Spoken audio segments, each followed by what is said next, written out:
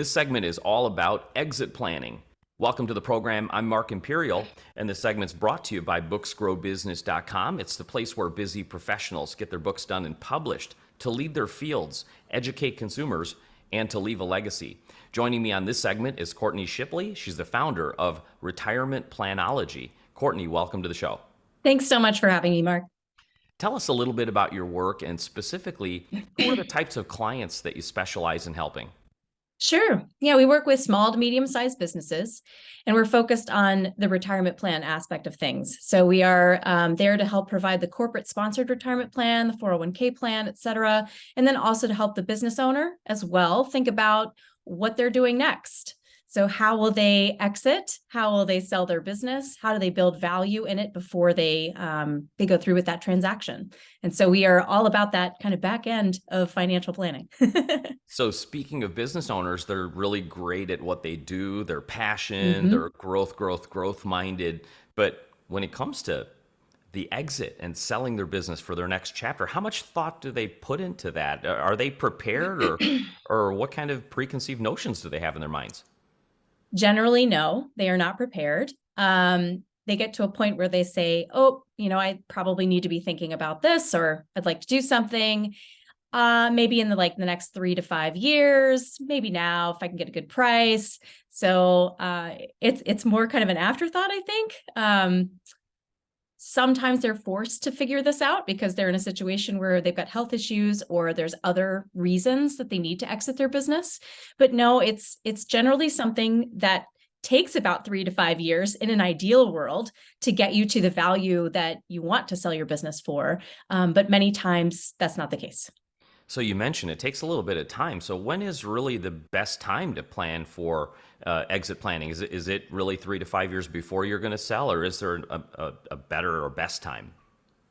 I would say anywhere between 3 to 7 years prior, right? Because you want to have plenty of runway. You want to be able to build as much value. It's kind of like when you sell your house. You want your house to look in tip-top condition. You want to go ahead and make sure that the HVAC system is changed out, the roof is relatively new, et cetera. Fix those problems. Or maybe you're looking at that 1985 bathroom in the basement and you're like, you know what? We're going to leave it. We're going to leave it right where it is. We're not going to spend the money to fix it. So being able to have the time to really clean things up, to make things look like they're in tip-top shape and make decisions about what you're going to change and not change about the business before you sell it, that is the ideal amount of time. And for some people, it's longer than others. Let's dig into that a little bit. Would you mind giving us maybe a 10,000-foot view of what are the areas that are important to focus on during this exit planning process? What does that look like? Basically, you want to take yourself out of looking at your business and look at it as though someone else is looking at it. So putting on the lens from someone else's perspective. Is this something that they would want to buy? And focusing on each functional area of the business. So you have the marketing engine, you have the sales engine, you have human resources, et cetera, just going down the line. And also, do you produce that widget? How's that done? How are the operations looking? And really cleaning house. Saying, where do we have problems? Where do we not have problems? What do we do well? Where are our weaknesses? What could we improve? What shouldn't be improved? And so that's the starting point, is really just taking that high level view of your business and saying, would somebody want to buy this? What would a buyer want out of it? As you work with a lot of clients, have you noticed any sort of common mistakes or pitfalls that they all seem to fall into that you could let people and warn people about? There are a couple. One I would say is that there hasn't been enough thought given to what they want to do afterward. So what's the next life look like? What's the next chapter, the next act of their life look like when they're not defining themselves as a business owner? That's probably the hardest part for many to swallow. It's, who am I now if I don't have this business? So spending a lot of time with that. The second part is on the financial side. I have small to medium-sized businesses that we work with, kind of that mid-market space. And it seems like every time they might have an idea what the valuation is, but when they get the actual valuation back, they're like, oh, I thought it was more. I just didn't think it was that number. And so giving yourself some time and space to breathe through that, but also knowing what your number is, knowing what you need to get out of the sale in order to start that next chapter and to continue your life, the next act. because that number is really irrelevant. The business number is irrelevant. If it meets your number, that's what you need.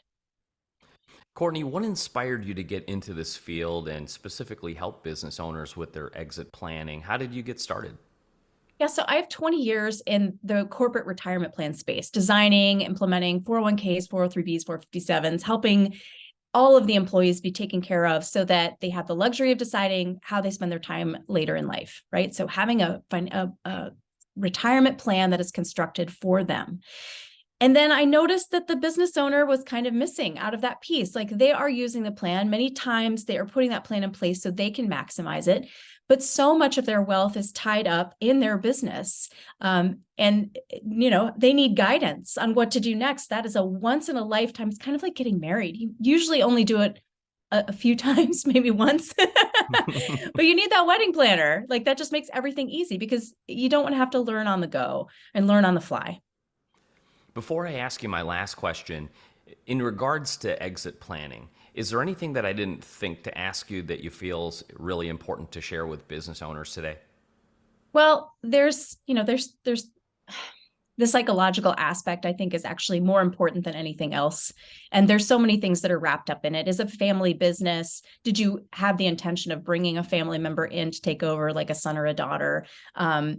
Is it a situation where you've got some really good key people that may want to buy you out? Do you want to do something completely different and go outside for funding? So there's just so many, every single transaction is different and everybody's situation is different. And I feel like this is one of those where if you just turn to your friend and say, well, what did you do? You're only going to get a very narrow perspective. So that's something to keep in mind, is that these are transactions that have a lot of different facets to them. Sage advice. Courtney, for business owners listening who would love to speak with you and perhaps get your help, how can they find you, connect with you, and learn more?